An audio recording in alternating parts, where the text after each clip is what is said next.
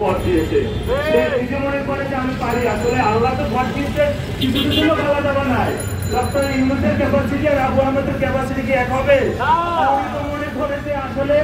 আমি যেভাবে ভালো পারি, আমি ওয়েস্টার্ন কালচার থেকে অনেক কিছু শিখছি, আমি নোবেল জয়, আসলে আবু আহমেদ মনে হয় নোবেল জয় হবে। তো আসলে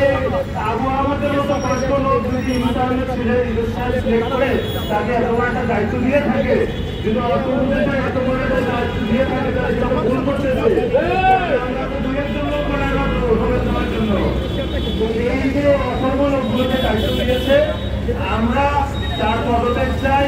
এবং এই ধরনের অযোগ্য লোক সরিয়ে বাংলাদেশ শেয়ার মার্কেটের উন্নয়নের যারা কাজ করতে পারে এরকমের দক্ষ লোকজনের আমরা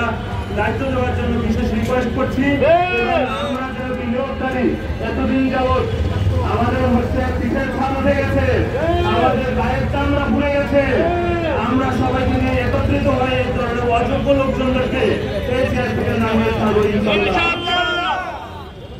আপনারা কি আমার সাথে কি একমত? আহমেদ সে বলছে যে প্রত্যেককে পাওয়া যাবে শেয়ার ক্যাটাগরি শেয়ার, এরকম একজন দায়িত্ববান ব্যক্তি দেশের অর্থনীতিবিদ এত বড় একজন ভালো লোক হয়ে সে নিব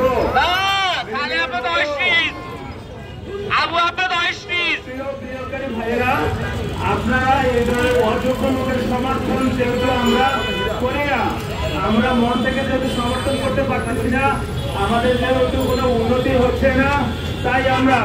ঐক্যবদ্ধভাবে সকল ভেদাভেদ ভুলে আমরা এই ফেস্টিভ্যালের বছর